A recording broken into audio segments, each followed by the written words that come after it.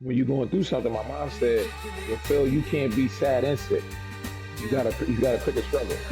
We kicking it, kicking it, kicking it. We ain't taking no L's. I don't care how they feel. On this week's episode of Kicking It With Killa, we have P Dot57. I got a bunch of things I need to ask him today.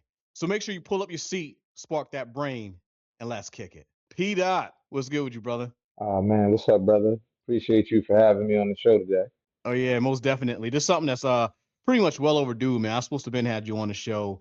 I always like to start stuff off with something called the quick kick. All right.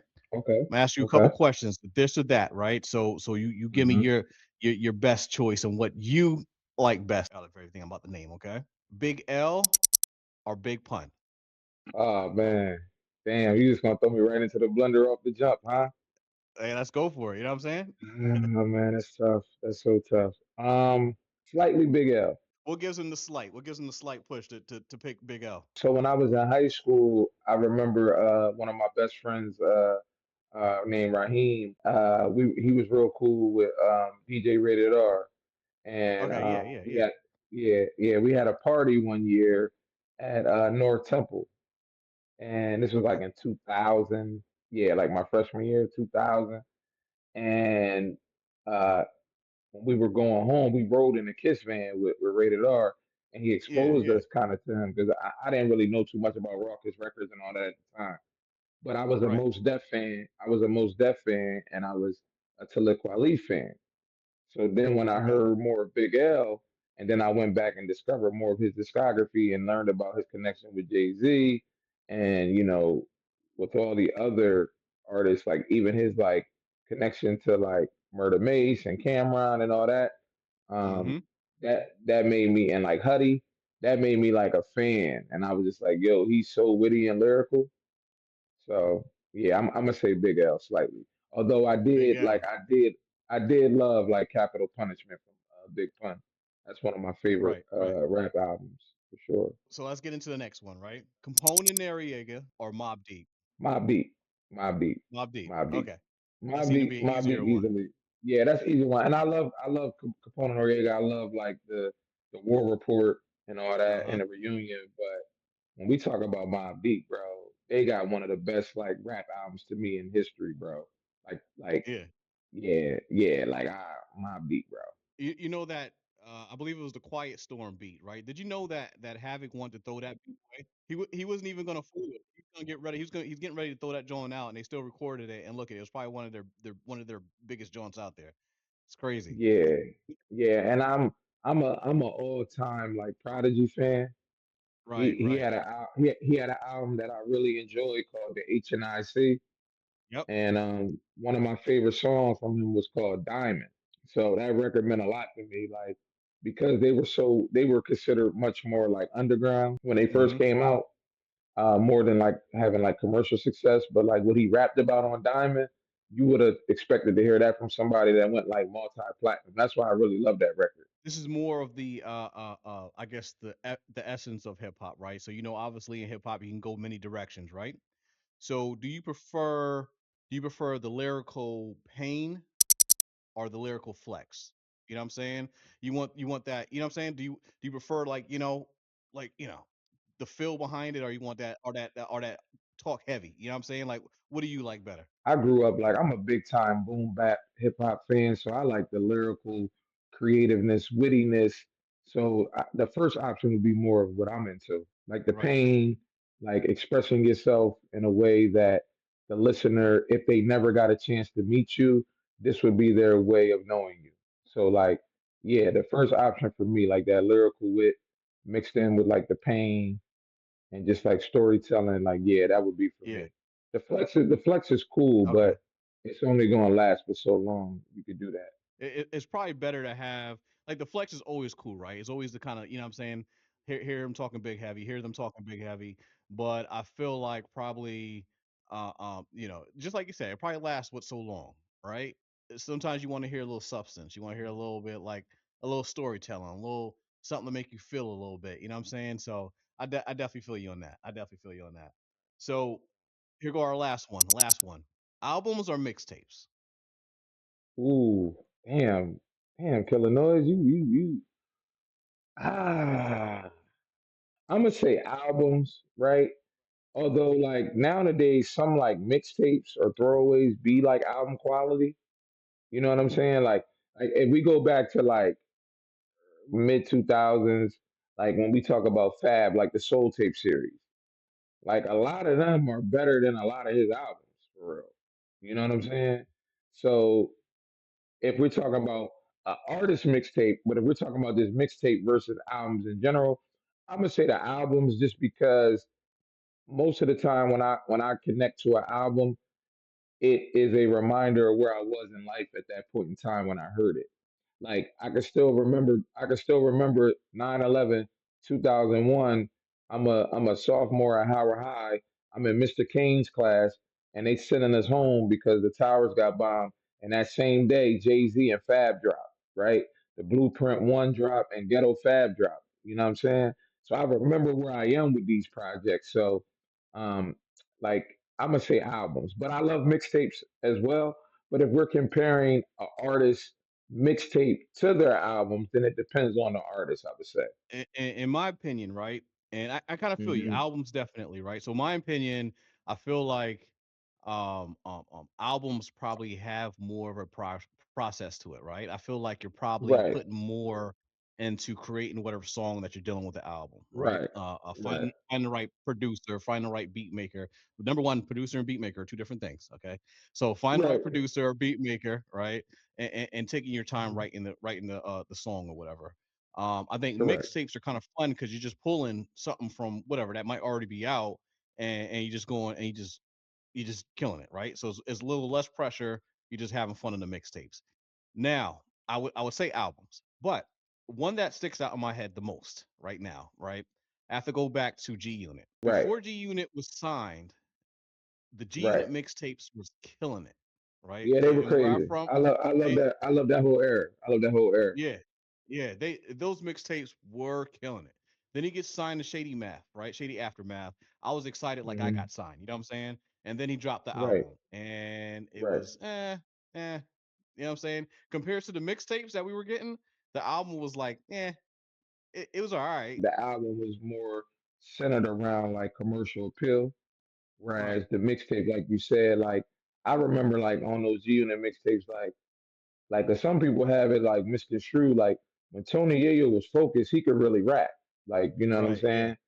And I remember the mixtapes. I remember one song, he was like, I put the llama to your mama and beat her like a pinata. Like he snapped on that right. joint to me. Like he was talking. And I remember all of them G Unit series because my bro Diggs, he like the biggest 50 Cent fan. So that's all we was listening to at that point. Yeah, So yeah, I'm with you on that. Like I said, that's why I said it depends on the artist because some people's mixtape catalog, like honestly, and this is like an unpopular opinion, like I feel like outside of Forest Hills and Born Center, the rest of mhm, J. Cole catalog I don't really love. Like I don't really, I feel like it's stale and I feel like it doesn't have much replay value. right. So when I think about him at his peak, I think about like Friday Night Lights. I think about the warm up, the come up, like those mixtapes that kind of got The him. mixtape, yeah. Yeah, yeah. I feel like his mixtape discography is better than a lot of that album stuff. We talking about albums. Let's talk about not too long ago you dropped the Port of Wilmington, right? So I definitely got to catch up on that one, right? But in 2024, you did something called Stop Talking to Me. All right. Number one, what made you think of that title? What made you call that album Stop Talking to Me? Well, at that point in time, Stop Talking to Me was my 24th album, and it dropped in 2024, right? And so at that point, I just felt like for so many years, like I've put in a lot of work, and I always felt like I got the validation, but I always felt like I was ascending even more. And I felt like the Stop Talking to Me album put me in a different, level, a different plateau. So it was just like, stop talking to me. There's nothing else to say. After you hear this project, you have to accept that I'm one of the best that ever do it from here. You know what I'm saying? From Delaware. Um, And I think it's easy, like throughout my career, it's been easy to kind of even forget that I'm from Delaware because I when I finished high school at 17, I haven't lived in Wilmington since I was 17, right? And so, I went away, to Delaware State and Dover, which isn't far, but it's, after that, I moved to Baltimore for school again to get a master's. And then I lived in Michigan, and then I lived in Atlanta for 6 years, and then I lived in, you know, yeah, I went from Dell State to Baltimore to Michigan to Atlanta for 6 years to Boston for 2 years to Chicago for 2 years. Now I'm back in the PA area, so it's like, you know, I've lived more years out of Delaware in my life than I have in Delaware. I'm 39 now, and I lived in Delaware for 17 years, and I've lived outside of Delaware for 22. So I think sometimes people have this like out of sight, out of mind thing with me. So sometimes you just got to remind people. That's all. So yeah, that was the gist of it. And then I have a friend named Joe Todd that has a gym, and he always talks about people always saying they want to work out, but make excuses. So he'd be like, "Stop talking to me." So I literally told him like, "Yo, I love that. I'm gonna use that as an album title," and I did. I like that. I like that. So Hmm. off of that, and we're going to talk about this 24, the 24 Stop Talking to Me album. I Yeah, yeah, like I said, I yeah. recognize that you came out with the Port of Wilmington. But I just kind of want to Hmm. focus on this particular album itself. Yeah, no Um, problem.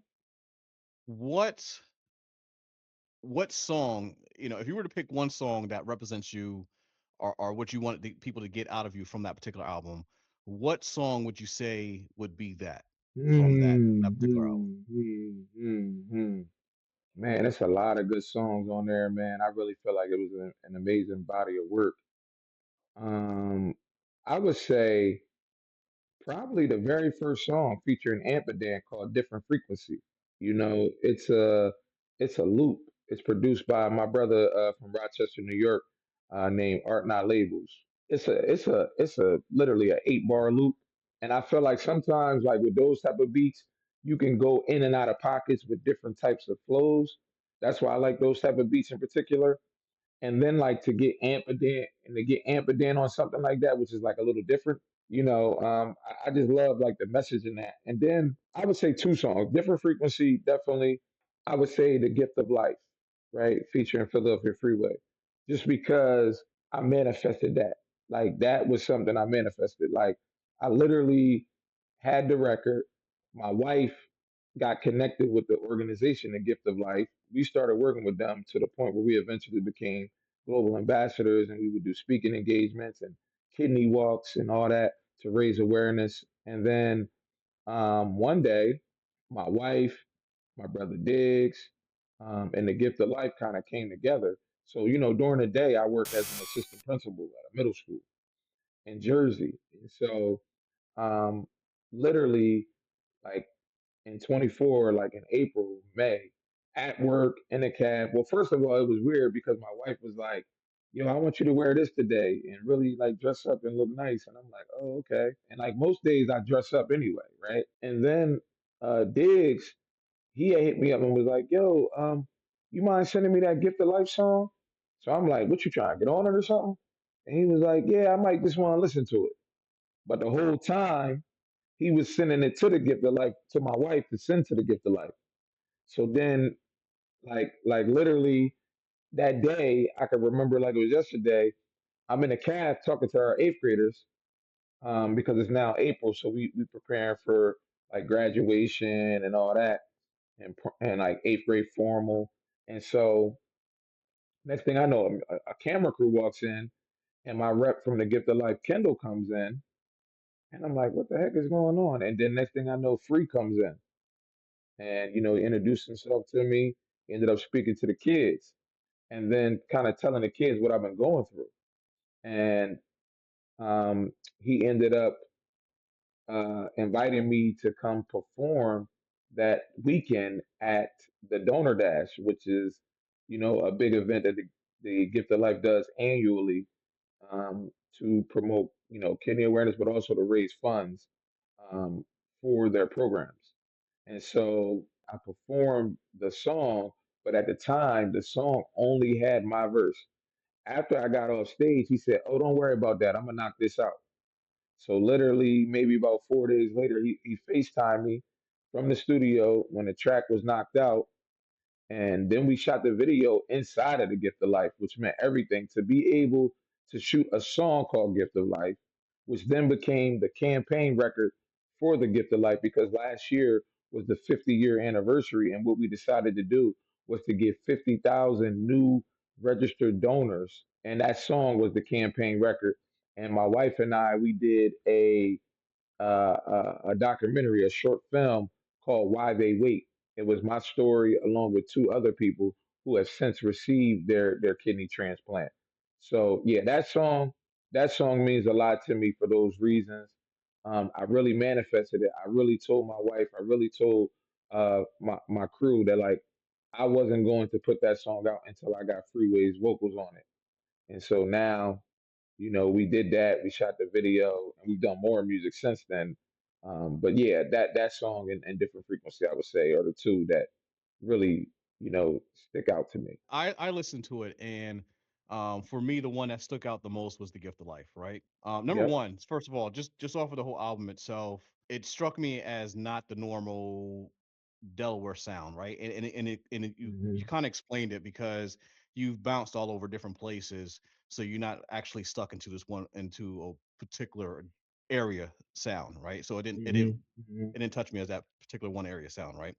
Um, Hmm. but the fact of the whole dealing with everything that you dealt with the gift of life and the kidney issues and whatnot like that. So that kind of stuck out the most to me. And that's probably one of the tracks that I definitely wanted to talk about the most. Number one, and I think it probably hit a little bit personal for me, right? Because my sister actually passed away from kidney disease, right? So that's probably my first time being exposed to something like that.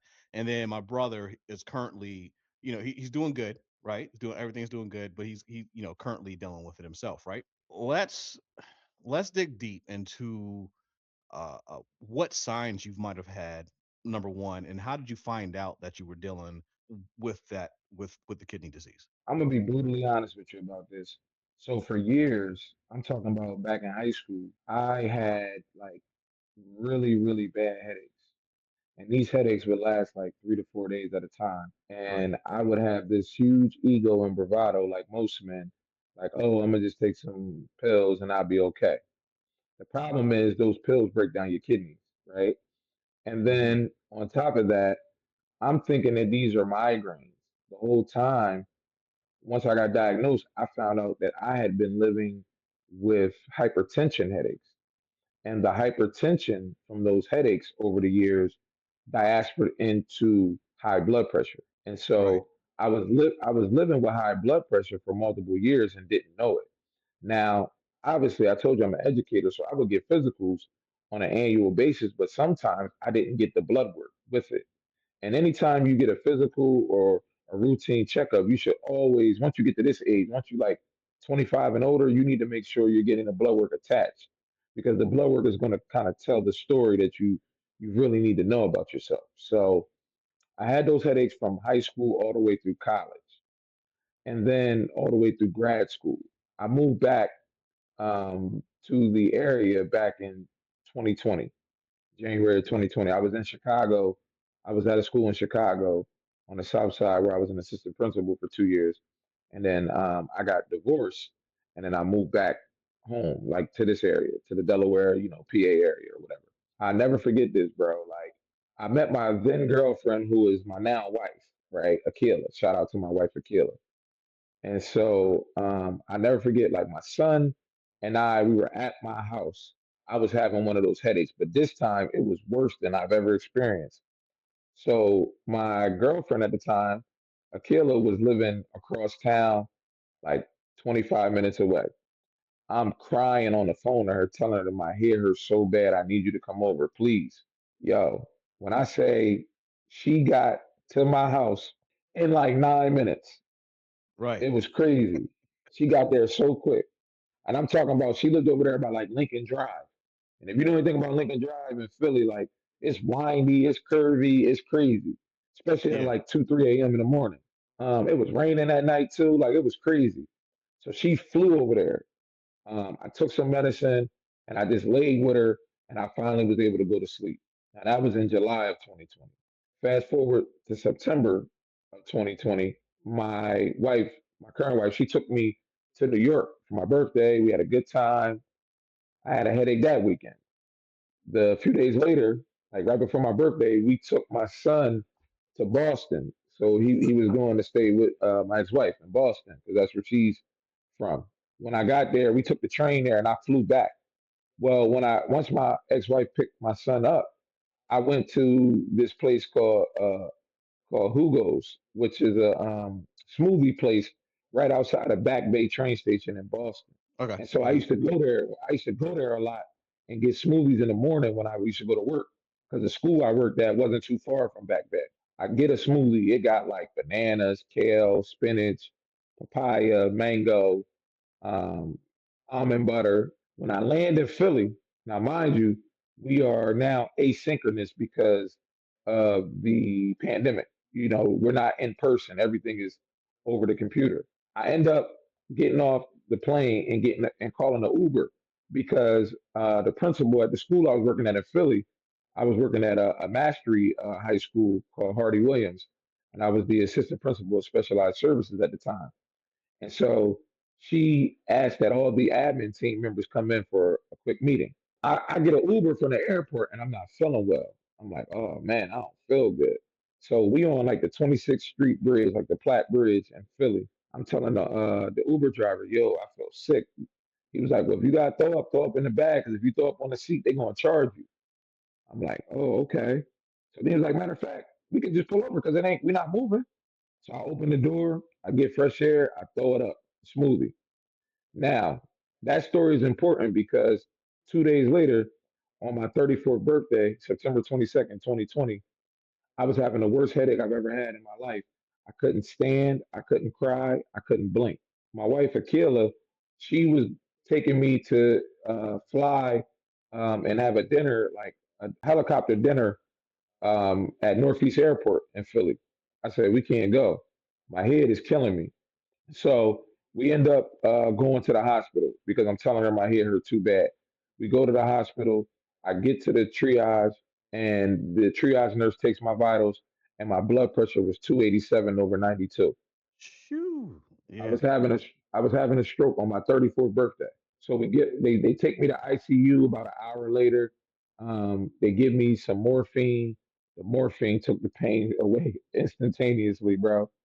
Uh huh. And I can see how people get hooked on like opioids and stuff like that because like that morphine did the trick, bro. And it lowered my blood pressure from 287 to 205, which is still Okay. crazy, but Still it high. lowered Yeah. it.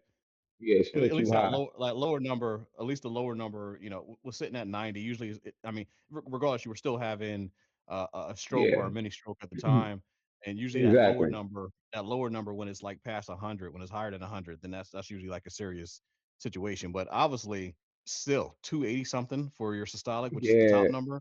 That's crazy. yeah, 280, yeah, 287 over 92. I never forget it. And so they ended up taking me to ICU. I was at Chestnut Hill Hospital. They started sticking me like every 30 minutes. So I really couldn't sleep because they wanted to draw blood to figure out what was going on. And they took some MRIs, some x-rays. So then finally a nephrologist came in the room and said, hey, how you doing?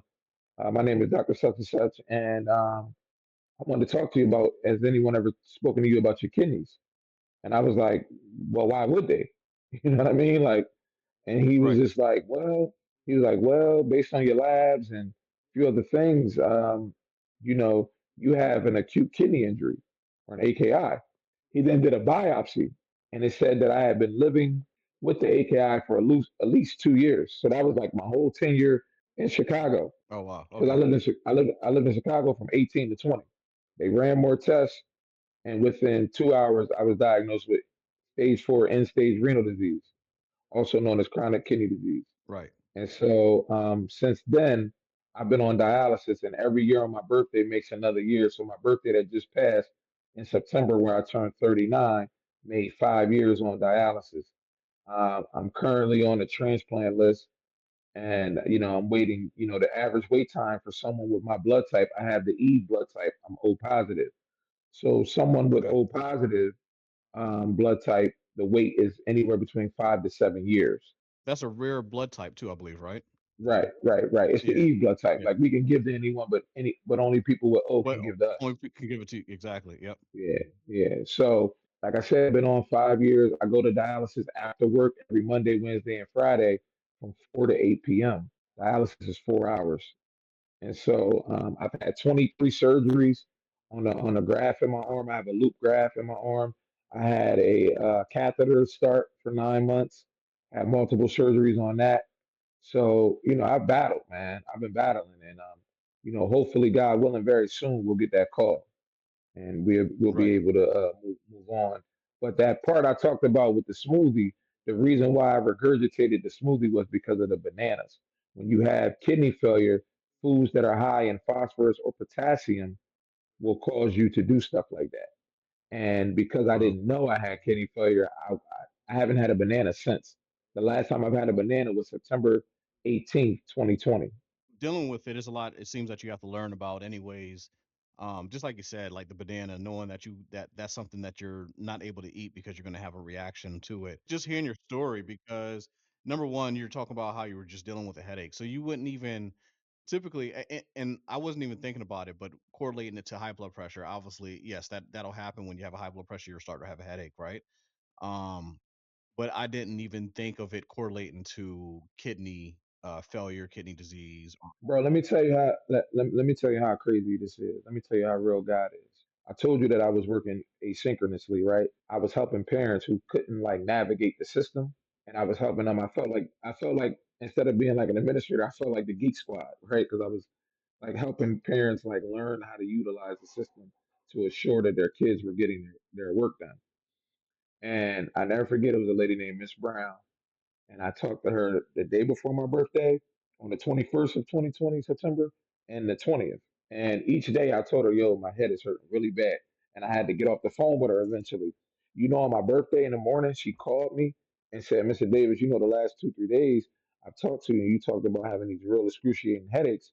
And she said, I just want you to know I had those headaches like that for years, and I'm on dialysis. That's the craziest thing to me, bro.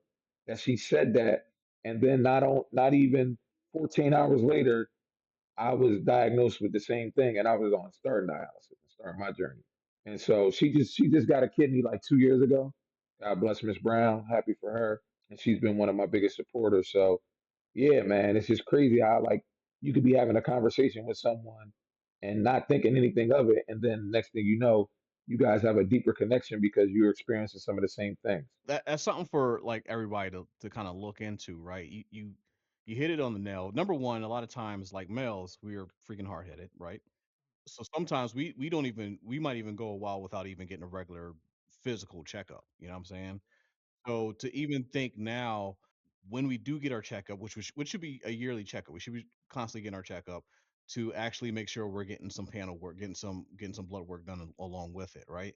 I know myself just because, and the only reason I'm aware of it is because, like I said, the passing of my sister, my brother dealing with the kidney disease, my mom was diabetic. You know what I'm saying? So I know all that can correlate into to kidney disease. So usually when I feel anything that's just funny back there, and I'm thinking of if I feel anything in the kidney that's funny, I usually go and get it checked out, right? And just make sure, okay, are we good? All right, we're good. We're good to go, right? But just the other signs that might come along with it, right? So I talked to Kev 1122 in the beginning of the podcast that I was doing, right? And he was talking about men's health. I think it's very important that we stop being so hard headed and actually start getting out there and getting our physicals done, right? Oh yeah, Um, absolutely, bro. Like that's critical because like nowadays, like the way I see it, if you don't like once you get to this age and older, you got to start getting those routine, not only physicals, but those other things like, prostate checks and, you right. know, all the things that once you get to that age that you're susceptible to, especially being a black or brown man. So Yep. I Yep. think it's critical to get your routine physical because you need to know what's going on with yourself. And the best countermeasure is to prevent things is to know early on. Because if I would have known 2 years prior in Chicago that I had an AKI, I could have done some things to treat it, and then maybe it wouldn't have transferred into what I'm experiencing now. So Right. a lot of that is personal accountability. Like we got to hold ourselves accountable to showing that we're around for our loved ones. You know, Right. and the way you do that is, making sure you get your routine checkups, your routine physicals, you get your prostate checked. You do all those things so that in case something comes up, you can attack it much quicker and earlier, and then you may not have to even go through or experience any of these more traumatic things. With you knowing the knowledge behind it, besides making sure you get your routine checkups just to make sure that you're not having anything, what would you say are some of the preventative measures in that sense of trying to make sure you're staying healthy? Well, it all starts with your diet. What you consume is so important. You know, now I try to stick to the renal diet as much as possible, but do I like fall short sometimes? For sure, right? Um, the good news is you can eat certain things, but just in moderation. And that's the thing we need to learn as people in general. Like, you can eat things, but just make sure you do it in moderation. But it's important, like, that you get enough protein, that you get enough like iron in your diet and fiber, and more importantly, like you limit your intake of foods that are high in salt, because that's what's killing like us, right? And that's why I said like it's a silent killer, because you putting all this sazon on, you putting all this seasoning salt and pink Himalayan salt, and all these different ingredients that you don't actually need. Like you can get salt out of certain things, right? Same thing with like oils. You can get hard pressed, compressed oils. You don't need to consume specific oils, and then kind of learn about the superfoods that help us maintain health, like burdock root, black seed oil.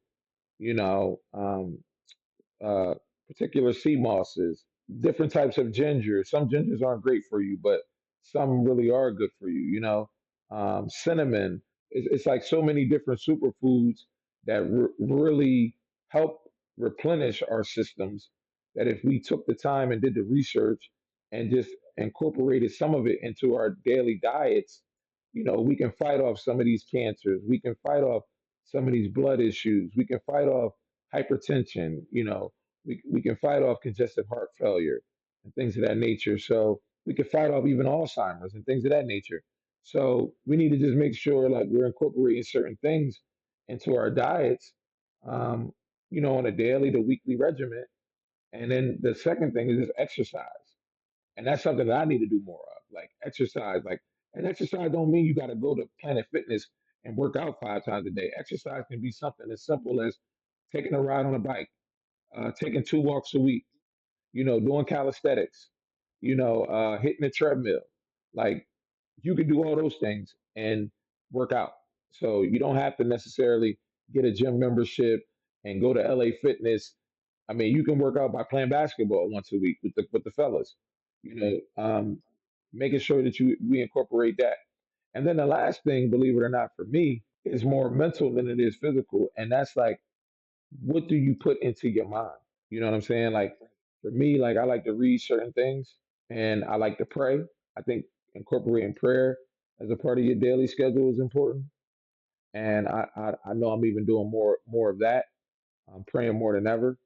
And I think that how you, because I feel like this, when you're going through something, like my mom said this to me when this first happened to me, bro.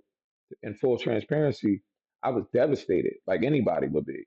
And for 30 days, I'm not lying to you, I cried almost every night. And then finally, I said to myself, I'm gonna stop being a victim. I like saying on the Gift of Life song.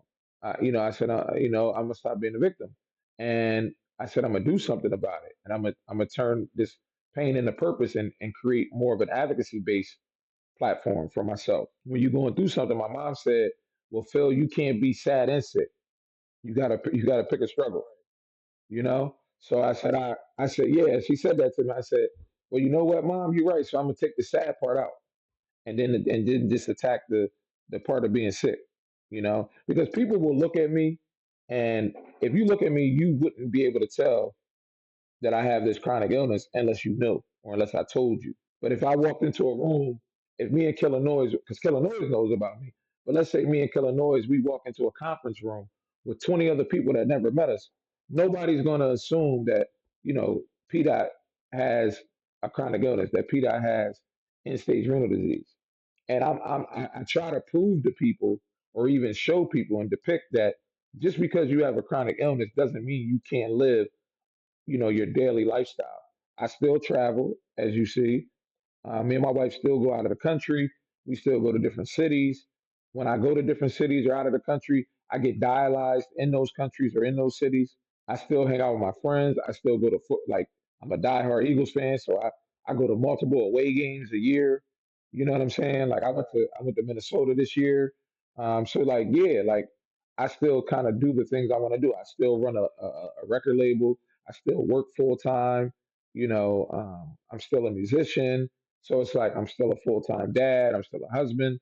So I still get to live, a pretty normal life. I just made dialysis a part of my daily routine. What your mom said kind of sticks out a lot, right? Like you either you can't be sad and sick. You got to pick which one you're going to be, right? So, lift your chin up, deal with what you're dealing with, right? There's way to get around it, and stop being sad. Let's be up spirit. You know what I'm saying? I like that. I like that. Just to kind of change it a little bit because you said you're still doing a lot of different things. Um, Besides rapping and the entertainment portion, you're also a manager as well, right? What made you decide to get into doing that? Yeah, so I started doing music back in like 2000, 2001 in high school. I had a friend, long live my brother, Will Malachi. He passed away about a year and a half ago, almost 2 years ago. He was like, we used to work at the Boys and Girls Club at Frames Boys and Girls Club in Ellesmere. And he used to have like instrumental CDs from like Under the Bridge, 4th Street. And we used to get them Jones. And he was rapping, and I seen the way the girls were looking at him, and I wanted in. And Diggs is my friend, like my legitimate friend from the neighborhood. We grew up together. I'm from Fifth Street, and he's from Seventh Street, and we kind of like linked us two together and kind of brought those streets together when we were in middle school all the way through high school. So it's like that's one of my real friends, like one of my first friends. When I started rapping, he said, "I want to rap." Quite naturally, you do what your boys do, So for years, we were a group. We started a group called CTM, and we did projects, and I did a lot of solo joints, and then I kind of went off to college, and when I went off to college, it kind of felt like Biggs kind of like had to fend for himself because I was no longer around. He kind of got into battle rap. We had kind of like lost contact over the years. Like once I got to college and grad school and started moving around and working at this place, working at that place. Um, so when I moved back in the area in 2020, we reconnected. And one day I took him to the studio. And he hadn't been rapping or nothing in a little while. And so I did like two songs. And then I was like, "You got something, bro?" And he was like, I got a few verses." I was like, "Why don't you try to lay something?" So he laid something. It was fire. So then I said, "Yo, I'm starting a label. It's called VBS Music Group. I would love for you to be a co-CEO, but I would also love the opportunity to manage you." So he was like, "All right, let's do it." So we started. The last 5 years we've been building and building and building, and so basically I ended up connecting with my frat brother Chris Fullman that owns RAMG or Bass Studios, and so we were going there. I ended up meeting Phoenix Jade. I knew her from back in the day, but her and Diggs were real cool. So then we kind of brought her on board. One day I'm looking like Chris is telling me about this guy Mizzy, and I'm looking and I'm like, "Bro, I know him, bro. I used to go bookmark with him. We used to kick it back in the day." Somehow he got us together, and Mizzy was like, "Man, I'm rocking out, bro. Let's do it." So then we had me, Diggs, Mizzy, and Jade. And then there's an artist that I signed named Blueski. Yeah, he was doing R&B, but now he's kind of assimilated into like country soul. One day he called me like about a year and a half ago because I met him in the studio one day, and he had good energy, and so I was doing the gift of life, and then he heard it and he was harmonizing, and so then I did a record for my wife because my wife is from Spanish Town, Jamaica. We got married in Jamaica in 23, and the song that I walked out to was a song that I made that my wife hadn't heard, and it was me and Bluesky. And he sang the hook, and I did the lyrics to it, and it was like a surprise. And so early 2024, maybe like January of 24, he kind of hit me and was like, "Yo, would you be interested in managing me?" And I knew he had had a situation prior, but I was like, "Sure." I mean, you know, what do you need? And he kind of told me what he needed, and we did the out of the Blue album that dropped. We did Wilmington Whiskey. I remember like when we recorded that. You know what I mean? And he been with us ever since. And then the last person we brought on board was a young lady that's in college at Delaware State. Her name is Nabri. She has a very unique story, and I met her through my boy Chuck 50. Chuck is her uncle. So he was like telling me about her. And she goes to, Delaware State, my alma mater. So, I took a liking to that.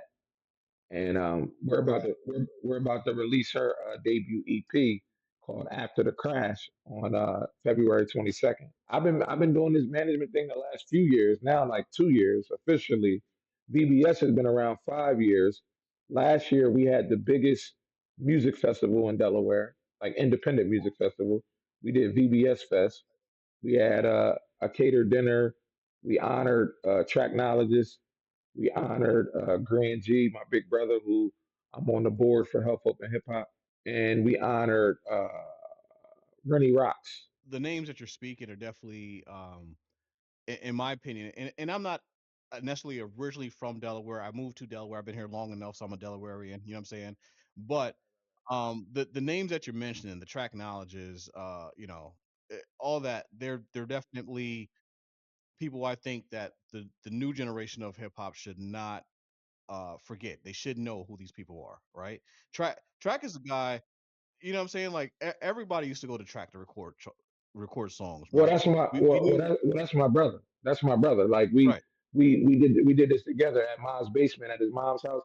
So me, him, Yep. and Cole were the engineers there. So Right. you know that's yeah, it had to happen. Now, everybody that you name, and I seem except for the young lady from Dell State, but everybody that Yeah, you're Nabri. naming, definitely, I've at least come across paths with them once in the blue, right? Definitely Right. Diggs, right? Diggs, I think, and I'm trying to think if I feel like I met Diggs. Well, I definitely met Diggs through SC, right? I don't know if you remember Yeah, SC, yeah, Serious yeah. Child, right? Yeah, that's my boy. That was Um, my boy. Yeah. yeah, yeah, that was my guy right there. That at the point in time, he was like one of my probably would be one of my favorite rappers in Delaware at the time, right? Yeah, yeah, yeah, yeah, So yeah, for sure. I met Dick through SC, and I believe that was on. That's when I was the co-host on Team Nitty Radio, Okay, you WVND. did. Okay, Yep, you did. yep. Yeah, I believe that's way back then. And then, of course, I've had working at Choice Media Studios. I had a couple times where I've engineered for Diggs. I think SC might have been there as well. But yeah, it's I definitely know Diggs, and Diggs definitely spitfire, man. He definitely has some. He has some bars. I was kind of excited to see him back out there because I haven't seen him for a while. It was, I mean, I understand he was yeah, probably doing the battle rapping thing, so I haven't seen him for a while. yeah. For him to start dropping some new stuff, I was like, okay, that's what I want to see. Diggs is back at it. That's what I'm So, talking about. so that's the thing. Like when I came back around, people feel like I'm new, but I'm not. Like I've been around for a very long time. You know what I'm saying? And so, like right now, me and Diggs are about to release like our most important album. We're doing a group album called Life Is Short. It's really a tribute to our mothers who have been very instrumental in our lives, and we really wanted to create a body of work because Diggs is going to tell his story, but like the reason why you weren't seeing him is because he was battling some real health issues. So that kind of set him down for a while. And he's still battling those things, but I'll let him speak on that, and I won't tell that story. It's not my story to tell. But like, when you have two of us going through what we've been going through, that's why we came up with the name Life is Short. and we're gonna do everything we want to do in the intermediate. But yeah, we got a lot coming this year, man. We got Belushi's about to drop Cowboy from the Nine because you know he's from Route 9 out Newcastle. Mizzy is about to drop off my meds. You know, Nabri, like I said, February 22nd is dropping her EP after the crash. So yeah, man, we're excited. You know, we've been able to work with a lot of dope artists. You know, in the last 2 years, you know, obviously I got to work with Freeway twice. We shot two videos. I just had him in Wilmington back in September. We shot a record. That's a song with me, him, and my producer, Lovely Lay Beats. Shout out to Lovely Lay. Um, we have a song called Make a Way, and the video is done over like 60,000. We shot that video in my neighborhood. We shot it right on Fish Street, right across the street from where I grew up, right? And then we hit the stage. We hit the stage at the Puerto Rican parade, which was everything to me because I grew up going there. You know, so we had Free on stage, like we had them in the neighborhood. The video was dope. A lot of people pulled up for it. But you know, this past few years, I've gotten to work with Ricky Hyde, you know, from Griselda and BSF. So, you know, him and I had that's a song that's on Stop Talking to Me. I got to work with Flight God, who's from Rochester, who signed to Rock Nation. So yeah, man, like we've been able to kind of connect and work with a lot of different artists, some independent and some, you know, more established artists. And we're going to do a lot more of that this year. But like I said, this year we're looking towards Ascension. So we have a lot of plans. We're doing VBS Fest 2. I would love for you to come out to that. It's going to be on June 6th, 2026. We're going to be honoring Shiz Nitty. And the reason why he's being honored, I want to say this real quick if I can, because when a lot, oftentimes when people, like, I know right now, like, we got the momentum in Delaware, but I'm a person that doesn't have this mindset that, like, just because I may have some light, that I'm going to dim yours, right? I really feel like Delaware needs to take on a more collectivist mindset. And for whatever reason, that doesn't exist. And I always appreciated Shiz because when he had the light, he always made sure others got some with him. You know, when Socks in the Air was the biggest song and Man Down and That Booty and all that, he put P Dot on the projects. He didn't have to. When he was performing at some of them venues, he put me on the bill. He didn't have to. He put Diggs on the album. He didn't have to. He put Chuck 50 on the Socks in the Air remix with Meek Mill. Those are things that he did not have to do. Others get this little bit of light and don't want to, and I'm not going to say nobody's names, but it's a few artists who've done that and have tried to like box others out and cut others out. And I just don't believe in that. And now that the ball is kind of like in our court, I'm just making sure everyone is aligned and that we build more of a collective. That's what I'm focused on right now. So you know that you say that, and I didn't really think about that. Shiz, yeah, he wasn't selfish with it. That's definitely the truth, Right, right? He definitely right, would pull somebody in on the track. He would jump on other people's tracks. I remember and it was actually kind of different engineering for Shiz once, right? So Shiz did a song right. with Kusto. He did a song with Yeah, Kusto yeah, yeah. a while Yeah, I back, know right? Custo. Yeah, So Custo from Fettyville. yep, from Fettyville. You know that. And Mm-hmm. I was the engineer for that, and it was an Mm-hmm. experience, like actually engineering for him, because I've definitely had a chance to engineer for a couple different artists out of Delaware, right, and other Mm-hmm. artists in other places. But Shiz's thing, he would almost no pen, no paper, right? He would come in, he would say something in line, do do do do do, and then he'd be like, "Hold on, put me in the booth." He'll say that, and he'll come back out, say a couple things, and he'll be like, haha, killer. I said da da da da. He put me in the booth. And then he jumps in the booth and starts saying the next lines. Like he would just build his thing on, almost not even writing it. And I'm like, where's he going with this? And then by the time you get done, you're like, oh, okay. All right, I see Mm-hmm. how he's putting this thing together. Mm-hmm. So it's Mm-hmm. definitely interesting, like working with Shiz, man. He definitely did his thing. So I'm definitely liking the fact that you're not forgetting about and I don't want to say the people that came before you, but essentially that's what it is, right? You're not forgetting about the people that's kind of paved the way for Delaware in a sense. You know what I'm saying? Yeah, so we're honoring like Shiz Nitty, we're honoring Young Guru, we're honoring um we got like seven honorees this year.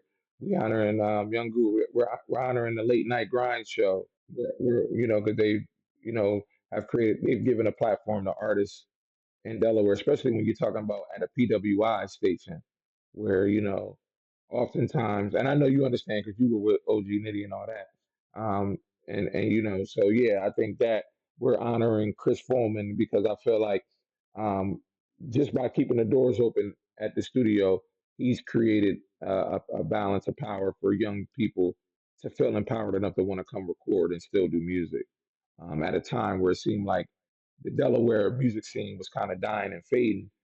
I feel like when he reopened Ram G, it kind of gave a lot of people hope.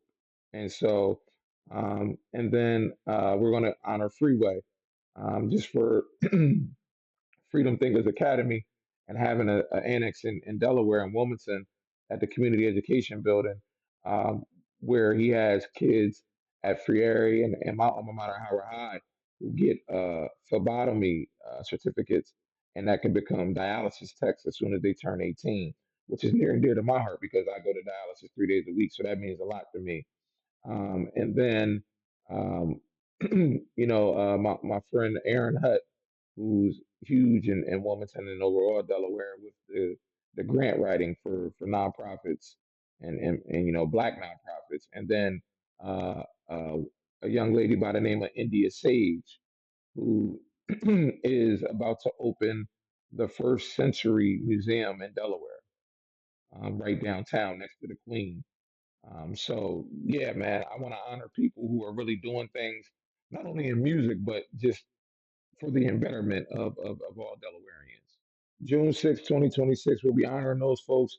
We'll have multiple, vendors, Milan, the real Philly cheesesteaks, a couple other vendors will be there, and we'll have about 8 performers. The best that we can offer in Delaware will be hitting the stage at the festival. And then we got a couple of surprise guests that's going to pull up and do their thing. I could talk about that off. We could talk about that offline. So hopefully we can see DJ Killa Noise in the building because he's someone that we would like to honor. Maybe next year, and he's somebody that's a part of this fabric. Um, and I like this joint you did with whatchamacallit. I meant to tell you that Vadio. Yeah, I love that joint. I love that joint. I appreciate That's it, man. fire. I definitely That's a appreciate fire that. joint. That's a fire I joint. appreciate it. Me and Vadio got a very unique story too, but. Yeah, like I love that joint. I love that joint. I love that joint. Appreciate that. Yeah, definitely. I appreciate that, man. I mean, hey, listen, man, we're gonna have to get you back on here for another episode, man, because we definitely got a lot to talk about. I feel like we didn't even begin to get deep into everything else that's going on. Um, I definitely appreciate you sharing your story, especially with the kidney issues going on, bringing awareness to everybody. Definitely as men, we need to be a little bit better with our health and actually staying on top of things. So I definitely want to thank you for bringing that awareness to everyone. Okay. And remember, doesn't matter what season you're in, whether it's the fallback, the give back, or the comeback. Remember, you're special. You have purpose. So get out there and get it. Peace. Saying kicking it.